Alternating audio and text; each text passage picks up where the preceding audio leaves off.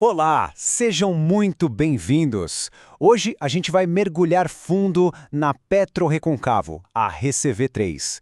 O nosso foco aqui é bem específico, tá? É a estratégia de acumulação para longo prazo, o famoso Builds and Holds. Vamos juntos decifrar o que os dados dessa companhia têm para nos contar. E já vamos começar com a pergunta que não quer calar. Um dividendo de quase 10%. Isso, claro, chama muita atenção, mas a questão é, será que é uma oportunidade real, sustentável, ou pode ser uma daquelas armadilhas que escondem alguns riscos? É exatamente isso que a gente vai investigar hoje. Aí, antes de a gente seguir, aquele aviso super importante de sempre. Tudo que vamos conversar aqui é para fins educacionais, ok? Isso aqui não é de jeito nenhum uma recomendação de compra ou de venda de ativos. É uma análise para a gente aprender junto. Bom, esse aqui é o nosso roteiro. Primeiro, vamos entender o que a PetroRecôncavo faz de verdade. Depois, colocar na balança os pontos fortes e fracos. Em seguida, a gente mergulha nos números, dá uma olhada especial nos dividendos, passa tudo por um filtro de prudência e, no final, a gente chega num veredito. Então vamos lá. Começando pelo básico, né? O que, afinal de contas, é a PetroRecôncavo? Qual é o motor que move essa empresa? Tá aí a PetroReconcavo. Quando a gente fala que ela é uma operadora independente, quer dizer que ela não é uma daquelas gigantes estatais. É uma empresa com foco muito mais específico, mais ágil e que está listada aqui na nossa bolsa na B3. O modelo de negócio dela é bem interessante, bem nichado. O foco é total em exploração e produção de petróleo e gás em terra, o que o mercado chama de campos onshore. E a grande especialidade da casa é dar vida nova a campos que já são mais antigos, mais maduros, sabe? Principalmente lá na Bahia e no Rio Grande do Norte. E olha que legal, ela está no novo mercado da B3, que é o selo máximo de governança corporativa. Isso é um ponto bem positivo. E aqui está talvez o pulo do gato da empresa. A verticalização. Pensa só, a PetroRecôncavo tem a própria frota de sondas, os próprios equipamentos. E por que isso é tão importante? Porque nesse setor, onde tudo custa uma fortuna, ser dono das próprias ferramentas dá um controle de custos e uma agilidade que os concorrentes que precisam alugar tudo simplesmente não conseguem ter. É um diferencial e tanto. Certo. Agora que a gente já entendeu o negócio, vamos para a segunda parte, a balança. Chegou a hora de pesar os prós e os contras estruturais da PetroRecôncavo. De um lado da balança, ao lado positivo, a gente vê coisas bem fortes. A empresa está com as contas em dia, tem aquele controle de custos que já falamos, uma margem operacional espetacular de quase 50% e um volume de reservas que dá uma segurança para o futuro. Mas o outro lado também tem seu peso. A empresa sofreu com os problemas operacionais, uns gargalos que atrapalharam a produção, a receita dela depende totalmente do preço do petróleo Brent, que sobe e desce sem parar, e tem também o risco de diluição, ou seja, a chance de a empresa precisar emitir novas ações para se financiar, diminuindo a fatia de quem já é sócio. E claro, esse negócio simplesmente engole capital, precisa de muito investimento o tempo todo. Ok, vamos em frente e ver como tudo isso aparece nos números. No fim das contas, são eles que mandam na análise, né? Olha só esse número. Essa é a base de tudo para uma petroleira.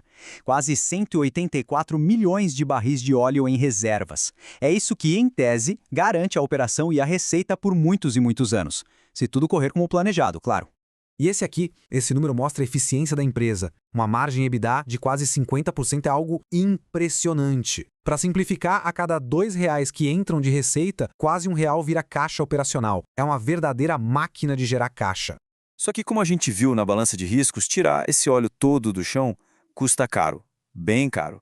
A empresa vai precisar investir quase US$ 1 bilhão até 2033. É muito dinheiro, um ponto de atenção constante para o investidor.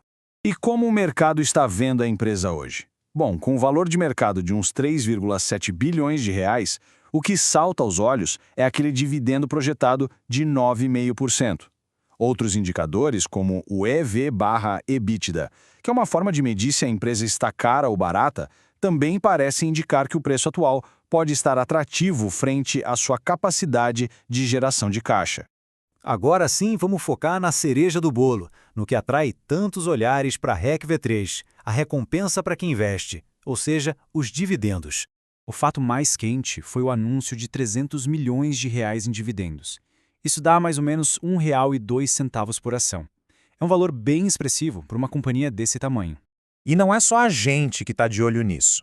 Uma análise do Banco Safra, por exemplo, destacou que esse pagamento, mesmo depois de um ano operacionalmente difícil, mostra como a empresa é financeiramente sólida.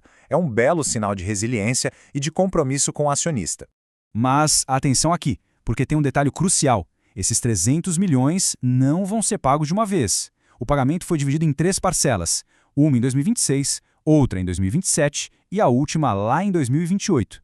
Isso mostra uma gestão de caixa prudente, é verdade, mas também é um sinal de que a distribuição tem que ser feita com bastante cuidado.